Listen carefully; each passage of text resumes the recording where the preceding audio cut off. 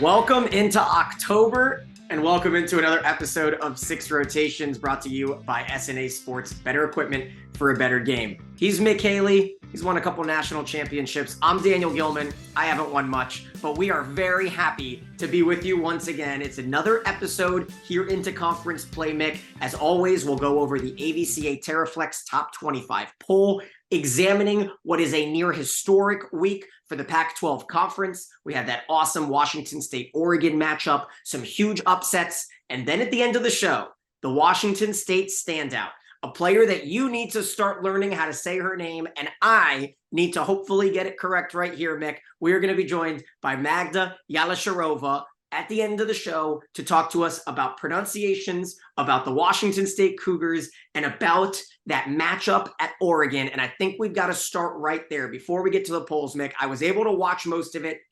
It was available for us all across the country. It wasn't just on the exclusive Pac-12 network that has been so elusive.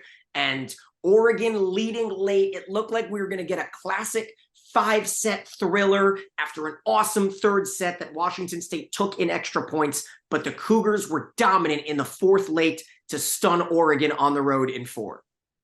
6 in a row to finish that fourth set is amazing. But, you know, I've been there thinking that we're in the fifth set. We're ahead 14-9 against Kansas, and they beat us 16-14 to go to the Final Four. So I know how Oregon feels.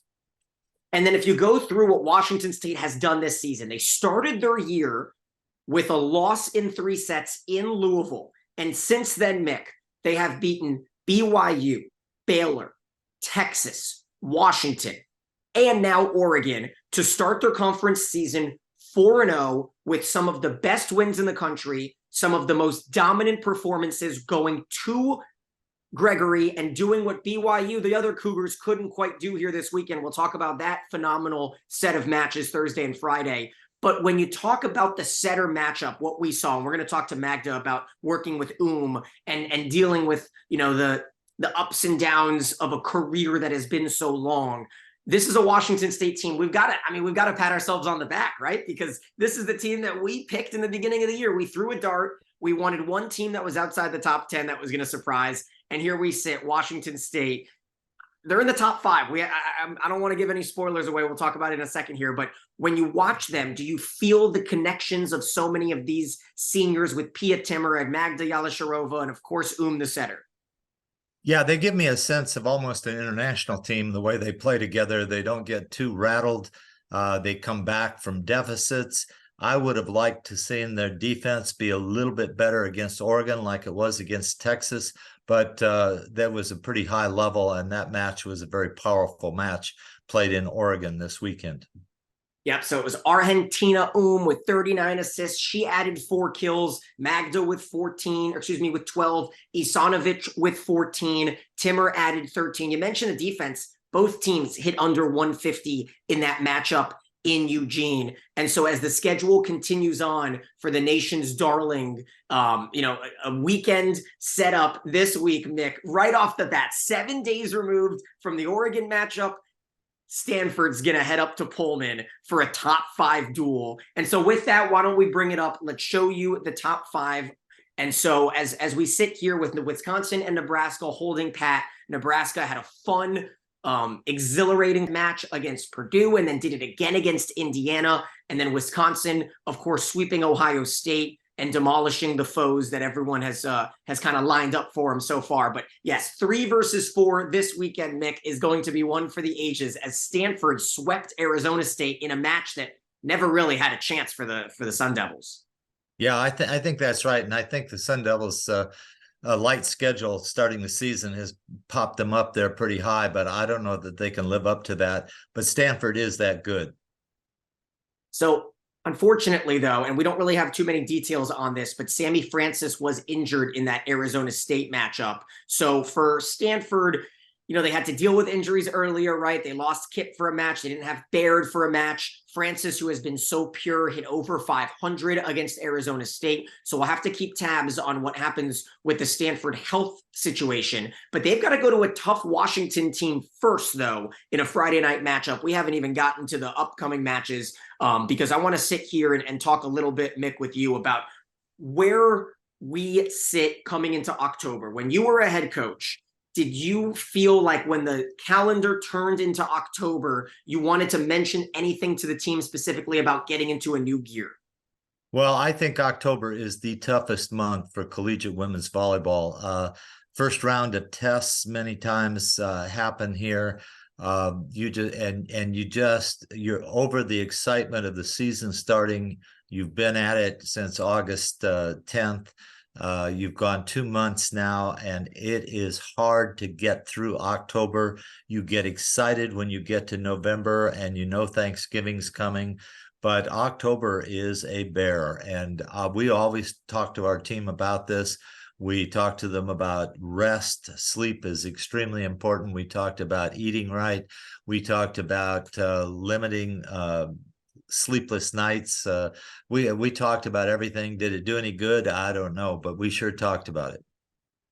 I like it. Okay, so there's going to be a lot of talk. And of course, a lot of the buzz is around some of the big upsets this past weekend. But at the same time, there is plenty of time for teams like Louisville and Purdue to try to work their way back into some of these, grooves and good graces. And so we'll talk about Louisville here in a second. But for Oregon, rounding out our top 5 before we move it back to the top, the Ducks will have a little bit of a breather here. They get to match up with Colorado and Utah this weekend. They'll host Arizona, and then a big one next Sunday, October 15th, against Arizona State. So I've got my tabs on the Ducks there, and of course, our friend of the show in Mimi Collier. But Mick, let's reset things back to the very top. We've got some great polls to break down with you. We'll kind of give a look back at last week's committee top 10 once again, show you where things have moved since the committee gave us that 8 or 9 days ago. And then second week for our media poll, the Super 16 volleyballmagazine.com poll that Mick and I both vote in.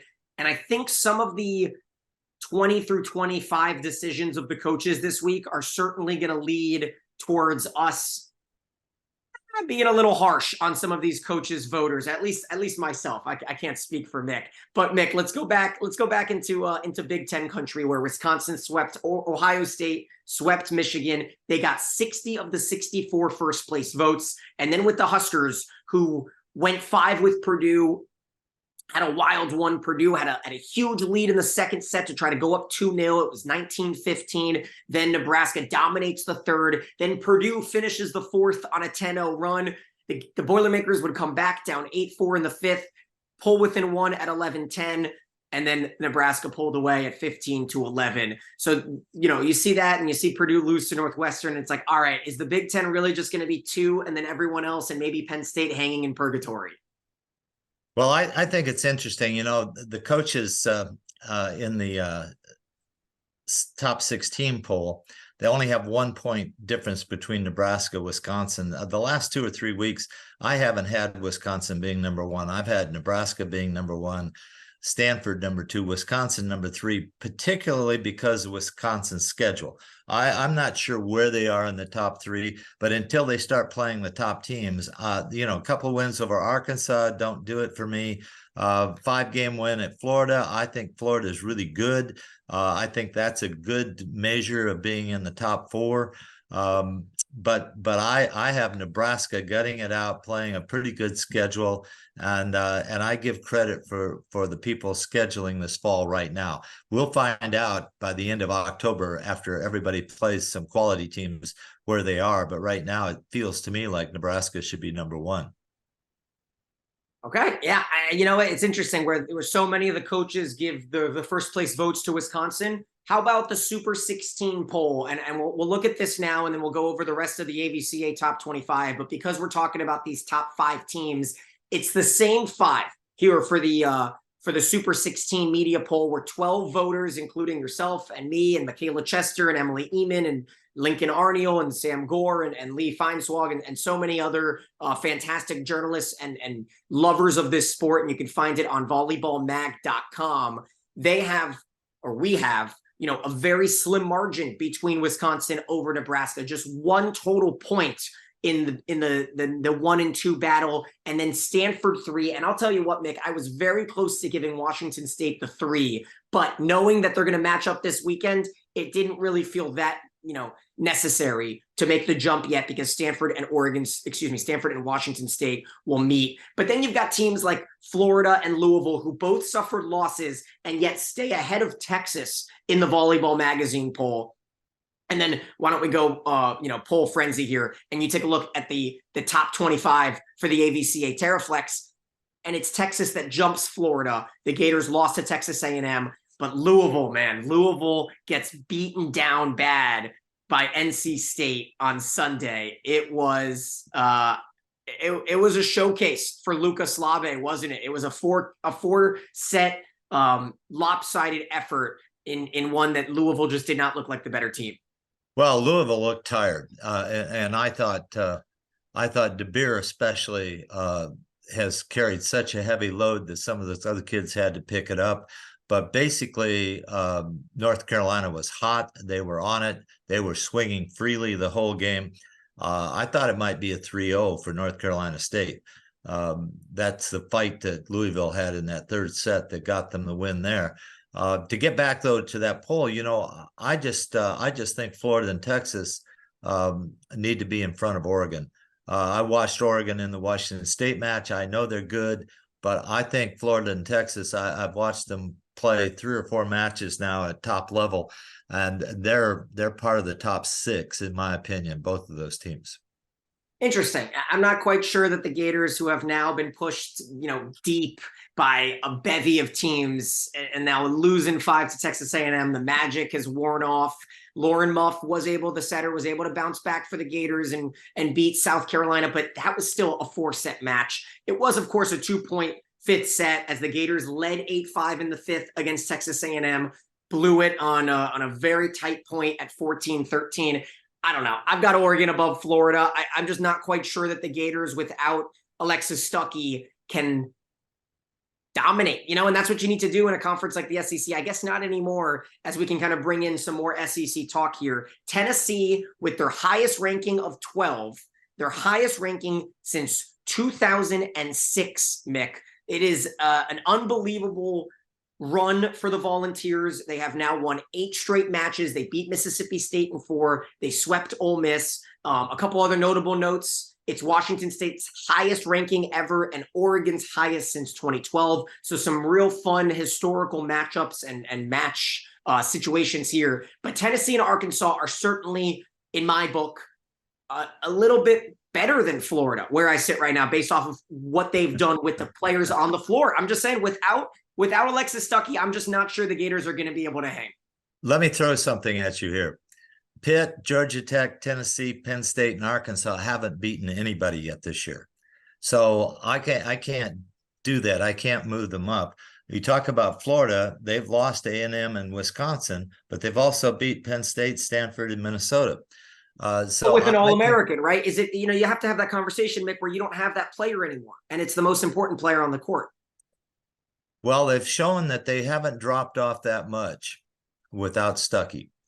So I'm waiting until they lose and lose badly. A&M is better than you think, but then A&M goes and loses after they get the big upset of Florida.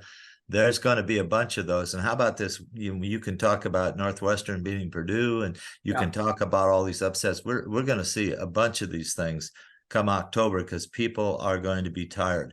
But I'm just saying, those 5 teams that I just mentioned, Pittsburgh, Georgia Tech, Tennessee, Penn State, and Arkansas, I'm waiting for them to beat people because everybody seems to like them. And you could throw Creighton in there, except Creighton has a nice win over Minnesota. Minnesota tailing off, but Minnesota's losses, get this, Minnesota's lost Penn State, Texas, Florida, Stanford, Nebraska, Creighton. I mean, talk about losing to the top 10 teams in the country. Minnesota has done battle, so I keep them in the top 16, but only because of their schedule. Now they've got to start beating people. Okay, a lot to absorb there. I certainly am excited to see how things will move towards the next couple weeks. Yes, there were big upsets. I really enjoyed watching the Big 12 this past week. And as we, kind of go through the top 25, Iowa State comes back into the fold at 25. They beat Baylor in a fun 5-set match. Baylor turned around to sweep Iowa State Sunday.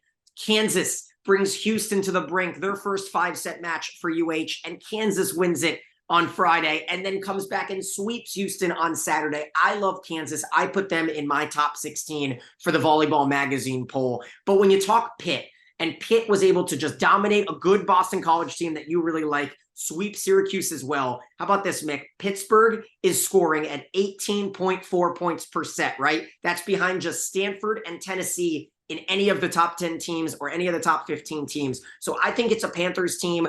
And I'm not as high on Georgia Tech because of their loss to Georgia. They were pushed to 5 against Wake Forest. But I really think Pittsburgh has a chance this year to kind of slide under the radar. They just have to beat Louisville. And now that the Cards have that one loss, I think Pittsburgh's kind of in the driver's seat in the ACC. Well, that could be true. To tell you, though, how good the Big 12 might be, BYU has beat Pittsburgh. They've only lost to Texas twice in 2 phenomenal matches that I attended, and to Washington State. I'm sorry, to Oregon. So Washington State beat BYU. Yeah. Yeah. So I'm just saying that BYU is looking like they're a better team than we thought they were, and they probably deserve to be up there, especially since they've got that win over Pitt. I think BYU is a top 10 team. I think you can lock them in to host a first and second round. You got to love going to the Fieldhouse in Provo. Of course, they have to get through what is still a tough gauntlet in the Big 12. That's what's showing, right? You've got to get through Kansas and Iowa State and Houston and UCF, a team that I think deserves to be ranked over Ohio State. I don't want to get into my rant on how Ohio State at 5-8 with 0 top 30 wins is still ranked, but whatever, volunteer assistants that are filling out the polls for the coaches who claim that they deserve to have rankings. Oof. But Mick, we've been waiting long enough. It's been about 20 minutes. I really want a dissection of this BYU-Texas matchup. Thursday on Fox Sports 1, Friday on Longhorn Network. Texas has now won 68 straight home Big 12 matches, and they were down 20-6, Mick. 20-6. What happened? Both matches, they got just punched in the face in set 1. Well, it was really interesting. BYU came to play. Texas came to play, but I think they were too programmed to start with. BYU got a big lead, almost, I think 8-0, 9-0, and they just sailed through set 1. But Texas had composure. They came back in set 2, and there was a real battle of runs. And what happened in that match is there were some of the most fantastic rallies seen in both of those matches. Actually, the defenses were really good. And one of the things I think to get in the Final Four is going to have to be defense this year. Everybody's got people that hit the ball. I was amazed at North Carolina State, for instance, had arms that really tattooed the ball against Louisville. Well, there were arms going on in this match with Texas and BYU, but the defensive play was just phenomenal. Flying bodies everywhere. And then you would get these phenomenal serving runs. The ball, high humidity in Gregory Gym on both of these nights. The ball was moving amazingly well, and passers were passing the ball all over the place, both sides. And I think Texas won that battle and won those games pretty much on their serve receive. Yeah, it certainly wasn't from the middle attackers, right? Asia O'Neal with only 4 kills on 11 swings. Molly Phillips only picked up 5 kills, but Skinner had 15 in that first match. Wennis also had 15. And, our gal, Erin Livingston, started pretty hot and unfortunately added the attack errors and added, and she finished hitting 100 with 10 attack errors. It's certainly a situation where Fox Sports has shown that they don't care about broadcasting, and that's disappointing because last year we had the Texas-Minnesota or Texas-Ohio State opening match, and that was an atrocious broadcaster. And now you've got a guy who's calling things overhands and, clearly has no idea what he's talking about. And it's just devastating, especially for me, who is a broadcaster. It's like, come on, like all you have to do is go as far as Austin to try to grab a couple of these top talents. And instead, because they're all contracted to ESPN, you go and get this bozo who broadcasts women's basketball in Waco and Lubbock. And it's like, oh, it's so frustrating to watch. But luckily we got back on the A team on Friday with Longhorn Network. And Mick, do you feel like, I don't know, I'm curious if you think that this run is going to continue. It's the final season in the Big 12 for Texas. They're also going to get 2 against Baylor and 2 against Kansas at home. This weekend will be the Kansas Thursday, Friday. You go to Houston. Do you feel like this will be a magical run? Because then if you get through Baylor, it's smooth sailing for Texas. You play West Virginia, Kansas State, Cincinnati, Iowa State, UCF, Texas Tech. So the next 4 matches or next 6 matches for Texas are going to be the true test, and then you can coast until the tournament. Well, I think Texas is going to have 1 loss in the conference, and BYU is hoping that they're going to have 2. But I think somebody will get them, because if they are successful against Kansas and they get both of those matches, then they have to go on the road. And the road has been a very difficult time for them. 2 times back-to-back in Houston, they have to play Houston. Yep. Houston seems to be down right now, but they have the ability to win, and especially at home. West Virginia is a long trip.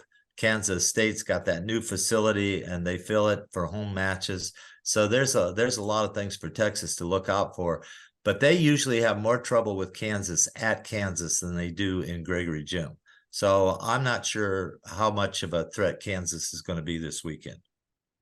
I don't know. I think you got to keep an eye on Kansas. Of course, you mentioned going to Texas, but obviously Houston is going to be a really fun one. Kansas and Houston just battled in what was, a magical 5-setter on Friday. That was a lot of fun. There were some really, really good matchups this weekend. Unfortunately, we're not going to go through every single one, but I think that, the Penn State-Minnesota matchup was a really interesting one to me, because I don't know about Minnesota, Mick. I think this was the real test to try to show that you can at least be the 3rd best team in the conference. And now Penn State has shown that.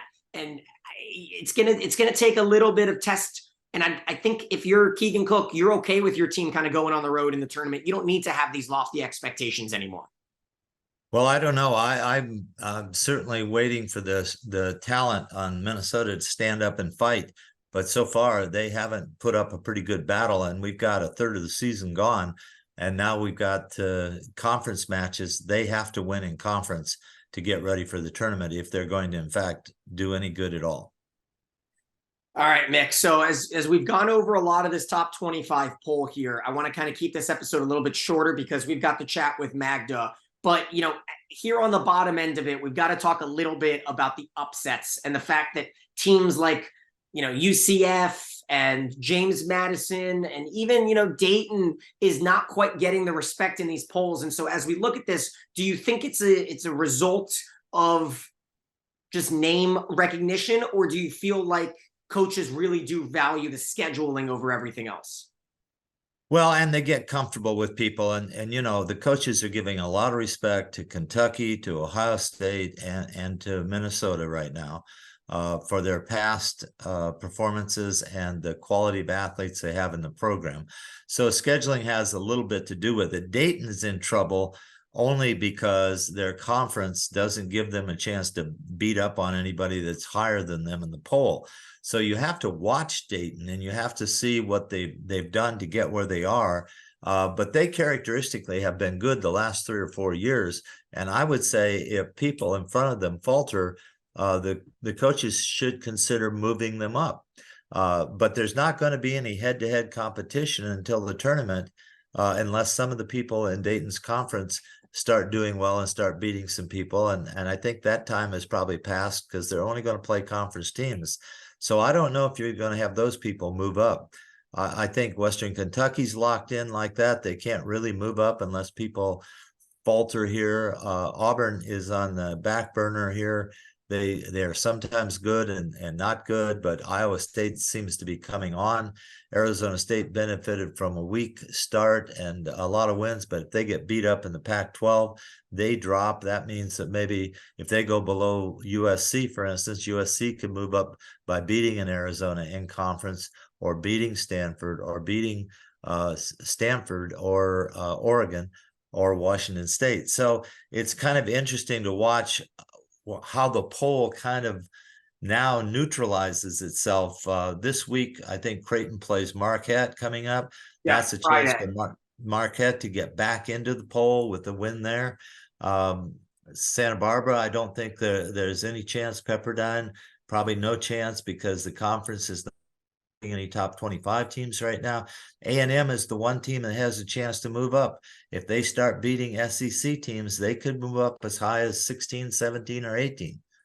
Yep, the Big West looks like it's Santa Barbara's right now, with Long Beach upsetting Hawaii last weekend. So that'll be interesting to keep tabs on, with Long Beach losing to Santa Barbara on opening weekend. Mick, I'm going to go rapid fire through a couple of the big matchups here. We finally get our huge ACC duel, Georgia Tech Pitt, Auburn, Florida on Friday. Who do you have in those two?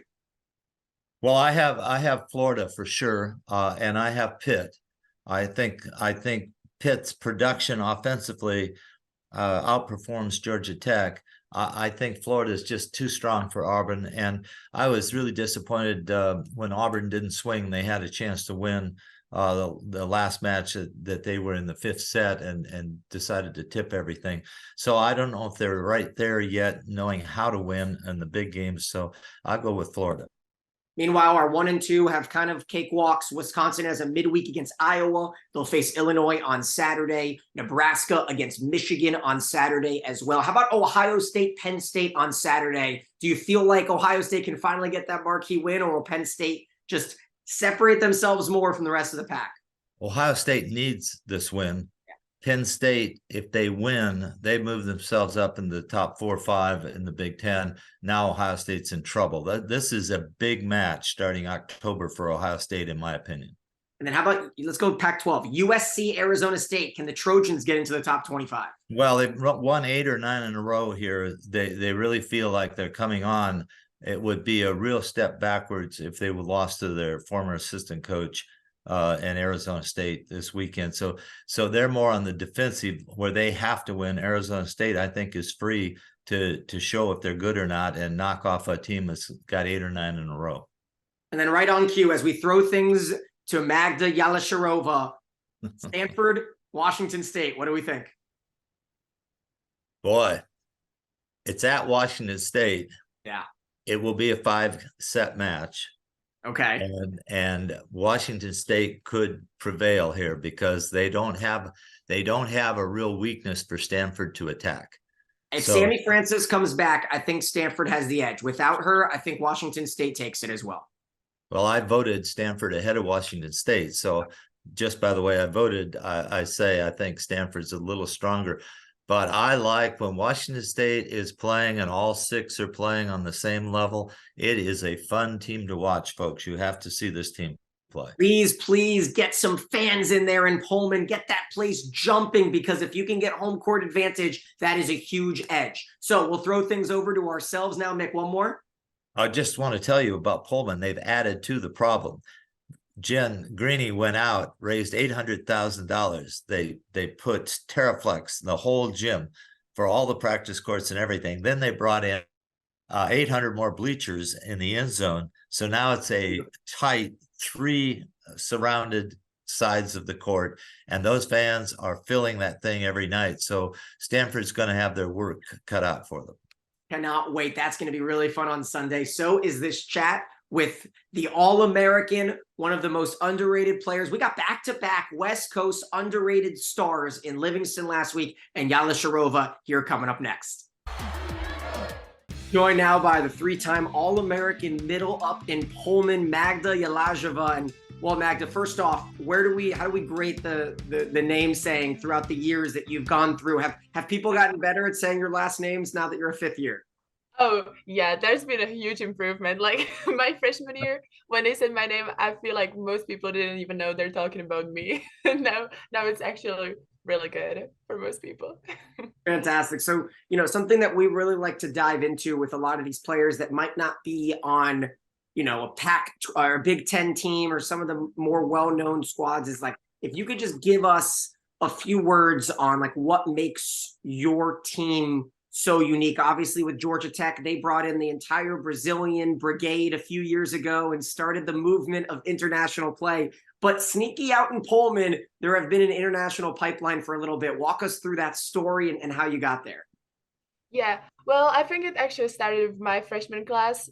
This was the first like bigger international class that we had. It was me, Vera, and Bea that are from Germany and Poland. And I think it proved to be very successful for our coaches. So they just decided to go the international way even more, and then brought Argentina the year after. And then this year we have few more, Emma and MJ, another Magdalena, and then Lucy and Emma. So yeah, a big success recruiting internationally for our coaches for sure. And then when you were growing up in Czech Republic, did you watch much American college volleyball? What was your experience? No, honestly, I didn't know anything about like NCAA volleyball. Like, yeah, I wouldn't be able to name one team probably. So that's like, yeah, like when Burdett was recruiting me and he was like introducing not just WSU but the whole NCAA volleyball to me. So it sounded something that I would want to do. So that's how I ended up here. And then all you've done is dominate, right? Last season, you hit over 420. You had over a 1.5 blocks per set. 450 this season is certainly something where you're making it look easy for those kind of growing up. What tips would you give to some of the middle hitters that are in middle school, high school club ball? Mm-hmm.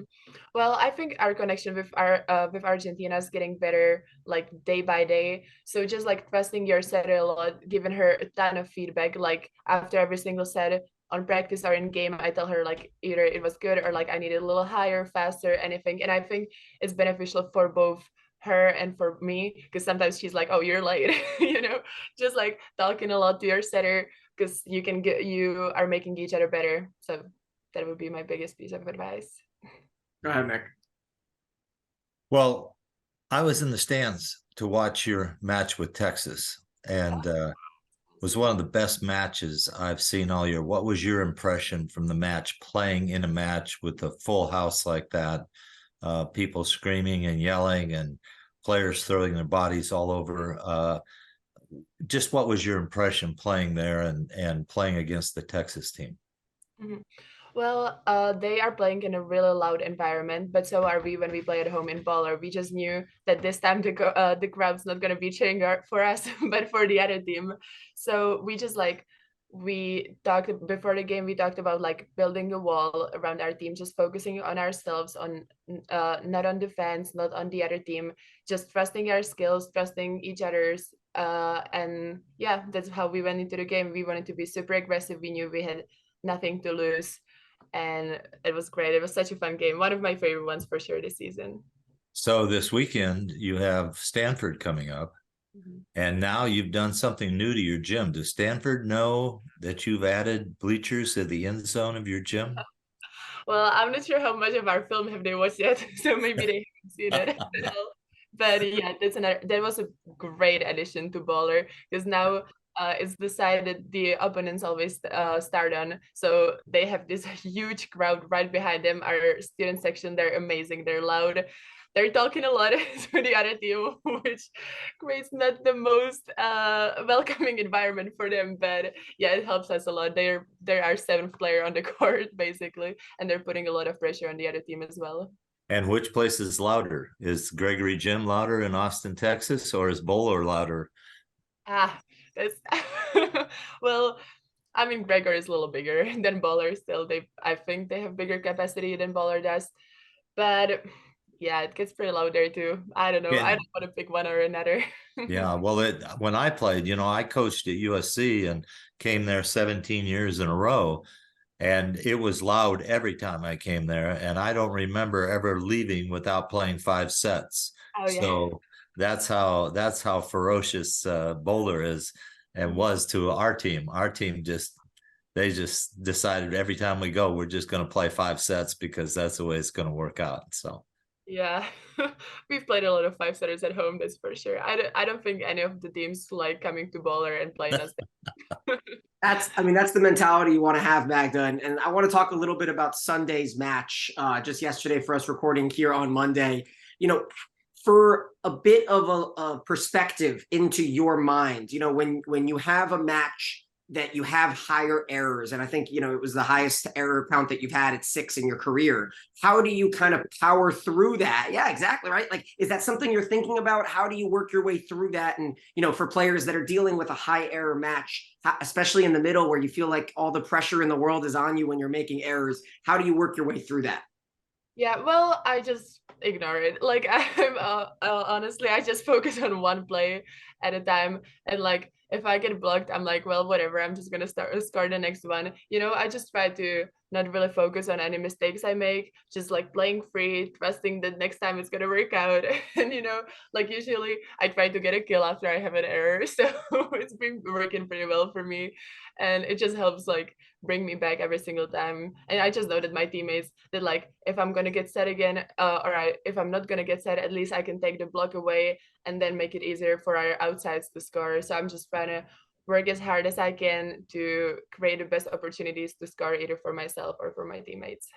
Okay, what's our little friend's name there crawling in the back? Oh, oh, it's Daisy. Yeah, that's my my roommate's cat. So I want to ask two questions here regarding to in terms of crowd and your preferences. Would you rather play on the road in Oregon, in Texas, or would you rather play in one of those 10 a.m. quiet gyms in the middle of nowhere where your team has to create its own energy? Would you rather it be all against you or kind of quiet? I feel like I like loud gyms a lot, because creating your own energy at 10 a.m. on Sunday is kind of hard at times, not gonna lie. But honestly, I don't really mind as much playing in like the quieter environments. Like it's obviously not as much fun as it is playing in like a loud gym. So I would probably pick the loud gym most of the times, but sometimes it's like nice to have a little quieter game. And then this is a question from a fan on the Twitter X. Would you rather have a Wednesday, Saturday, or a Friday, Saturday, Friday, Sunday setup? Well, I like having a little break in between. Like I remember in the COVID season, we used to play like back to back. So we played like Friday, Saturday, or like Saturday, Sunday. I'm not a big fan of it. I like. Oh, sorry. Make appearances at times.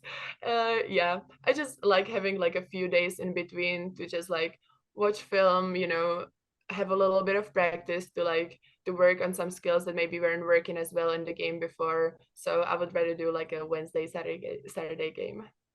And then this is a question. Go ahead, No, Mick. yeah, go ahead, Daniel. I know it's a question a lot of people are curious about, so you can talk about it as much as you feel comfortable. But obviously, facing Hannah Pukis on Sunday had to bring up some emotions. Walk us through what your relationship is. You mentioned your connection with setters, and then you have to face her on the other side. I'm sure the emotions were heavy. Yeah. Well, I feel like now since it's been a little longer since she left, it like calmed down a little. I don't know, like most or like there's a lot of people on our team that never even played with her. So it's just like it wasn't like overly competitive just because Hannah would be on the other side. Like we have our Hannah and that's what we focus on. And just like Hannah's a phenomenal setter. Like when we were watching film, I was like, yeah, I remember her setting like this, like she's really good. And I mean, it brought a little bit of spice to the game for sure, but I feel like it was maybe even more for the fans than it was for us. Any discussion under the net between players? Uh, no, I don't think there was any actually this game, which is nice. Maybe before, huh? Our team can get a little feisty, like some people on our team for sure. But I think this game, like this season, we've been working on like being more poised and stuff. Just like really focusing on our side only because we have some like really fiery personalities on the team, and I feel like that's been working well. So that's what we try to do this game as well. Well, Last one, and then we'll let you go. Thank you so much for the time, Magda. It's a really fun matchup. You've got the Washington State's best ranking ever. I don't know if you saw the new poll, but number 4 is the best. 95. You guys were top 5 as well. But you mentioned you didn't grow up watching a lot of volleyball. Do you catch yourself watching any college volleyball now? Have you seen Stanford play aside from the film studies?